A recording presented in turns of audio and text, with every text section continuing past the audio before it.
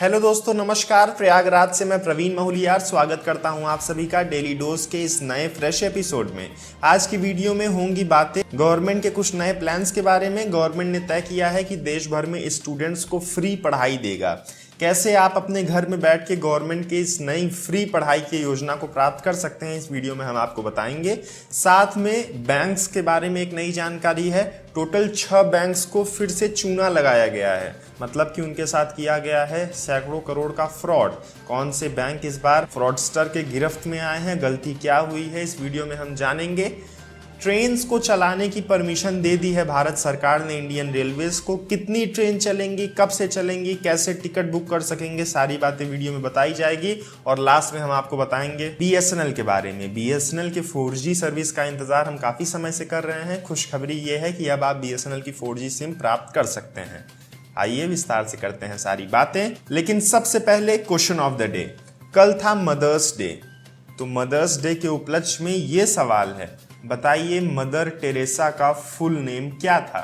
देखता हूं किसको किसको पता है, कमेंट करके बताइए। अगर आपको नहीं पता है तो गूगल पे जाके सर्च कीजिए और फिर कमेंट में लिखिए, क्योंकि मैं चाहता हूं कि आपको उनका फुल नेम, रियल नेम आना चाहिए। पहली खबर है इंडियन रेलवेज की तरफ से। भारत सरकार ने कहा है कि कोरोना वायरस के चलते लॉकडाउन में अब ज़्यादा समय तक ट्रेन्स को नहीं रोका जा सकता है। ट्रेन्स को वो स्टार्ट करेंगे। 300 स्पेशल श्रमिक ट्रेन ऑलरेडी चल रही हैं या चलाने की योजना में है। उसके अलावा 15 और ट्रेन चलाई जाएंगी। 12 मई से ये ट्रेन चलेंगी नई दिल्ली से अलग अलग शहरों के लिए पूरे देश भर में, चाहे बेंगलोर की बात करें, मुंबई की बात करें, कोलकाता की बात करें, सिकंदराबाद की बात करें, कई शहरों में ये ट्रेन भेजी जाएंगी। मैं डिस्क्रिप्शन में लिंक प्रोवाइड कर दूंगा, वहां से डिटेल ले सकते हैं। टिकट्स बुक की जा सकती हैं IRCTC की वेबसाइट से। विंडोज नहीं ओपन होंगी। और जो लोग बीमार हैं वो टिकट बिल्कुल ना बुक करें अपने लिए, क्योंकि स्क्रीनिंग होगा तभी आप ट्रेन में बैठ पाएंगे। खाने की सुविधा ट्रेन में नहीं होगी। टिकट का पैसा भी आप सभी को देना है। हो सकता है टिकट की कीमत थोड़ी बढ़ा दी जाए। और सरकार की योजना है कि धीरे धीरे करके ट्रेन्स को बढ़ाई जाएंगी। कोरोना वायरस के कुछ आंकड़ों की बात करते हैं तो पिछले 24 घंटों के अंदर कोरोना वायरस के सबसे ज़्यादा पेशेंट देखे गए हैं इंडिया में। आज तक लगभग 4213 कोरोना वायरस के नए पेशेंट इंडिया में आए हैं, जो कि टोटल संख्या कर देते हैं केसेस की 62,939। 62,000 के पार केसेस जा चुके हैं, जिसमें से 2,206 लोग अपनी जान गंवा चुके हैं और 44,500 लोग एक्टिव हैं कोरोना वायरस के लिए, बाकी निष्क्रिय हो चुके हैं। दिल्ली गवर्नमेंट की ओर से भी एक नई सूचना है। 75% जो केसेस आ रहे हैं वो असिम्प्टमिक हैं, मतलब कि सिम्टम्स नहीं दिखा रहे हैं। तो ये एक बड़ा चैलेंज है आप सबके लिए कि कोरोना वायरस सिम्टम भी नहीं दिखा रहा है, तो हम लोग कैसे उसको स्क्रीन आउट करेंगे, कैसे उसकी परख करेंगे। रिपोर्ट्स का ये भी कहना है कि जिनकी मृत्यु हो रही है उनमें से 82% लोगों की आयु 50 के ऊपर है। तो अगर आप बुजुर्ग हैं, अगर आपकी आयु मध्य से ऊपर है, तो ख्याल रखने की आवश्यकता ज़्यादा है। के शिवानसन नाम का 49 वर्षीय एक युवक है चेन्नई में, जिसकी हो चुकी है मौत। मौत का कारण है कि वो कोरोना वायरस का एंटीडोट वैक्सीन अपने से बना के उसका ग्रहण भी कर लिया। 2 बुद्धिमान लोगों का ये कारनामा है। चेन्नई के एक पुराने फार्मास्यूटिकल कंपनी में ये काम करते थे। इन्होंने खुद एक कॉन्कोक्शन बनाया, mixture of nitric oxide and sodium nitrate, और इन दोनों ने उसको पिया भी ताकि कोरोना वायरस से ये बचे रह सके। इनका मानना था कि इनकी दवाई बिल्कुल कारीगर है और इन्होंने इंटरनेट का प्रयोग किया था ये दवाई को बनाने के लिए। अब एक की जान जा चुकी है और दूसरे हैं भर्ती अस्पताल में।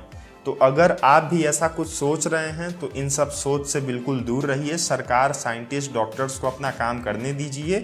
हमारा अभी एक ही कर्तव्य है, घरों के अंदर बैठकर इंतजार करना। मुश्किल वक्त है, हमेशा की तरह मैं कहता हूं बीत जाएगा। SBI ने CBI को कहा है कि कुछ फ्रॉडस्टर ने हमारे साथ फ्रॉड कर लिया है और हमारे 411 करोड़ लेके भाग चुके हैं और देश भी छोड़ दिया है इन्होंने।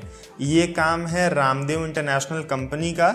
नहीं, बाबा रामदेव का आप ना समझिएगा इसमें कोई हाथ। रामदेव इंटरनेशनल कंपनी की नाम थी और ये बासमती चावल को इंपोर्ट और एक्सपोर्ट करते थे।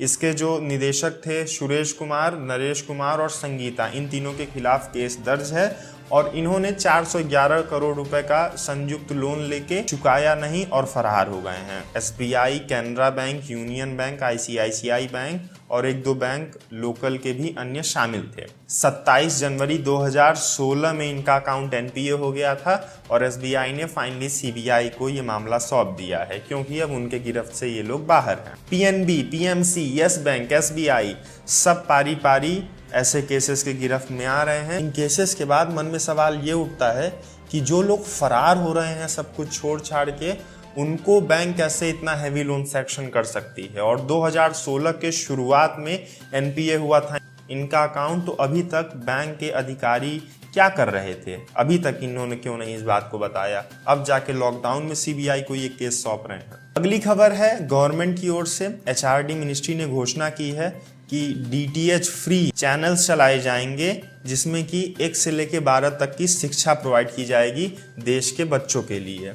ये चैनल्स एनसीईआरटी या सीबीएसई पैटर्न पे बेस्ड रहेंगे और 12 अलग अलग चैनल की स्थापना की जाएगी कक्षा 1 से लेकर 12 तक पढ़ाई के लिए।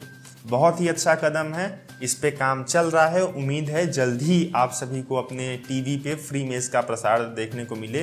जो बच्चे घर पे हैं, जिनके यहाँ इंटरनेट की सुविधा नहीं है, टीवी की सुविधा है, जो आराम से पढ़ सकते हैं घर के अंदर, लॉकडाउन में वो आराम से घर के अंदर बैठ के पढ़ सकते हैं। मैं तो कहूँगा कि लॉकडाउन नहीं, सरकार को ऐसी शिक्षा पद्धति का इस्तेमाल हमेशा ही करना चाहिए।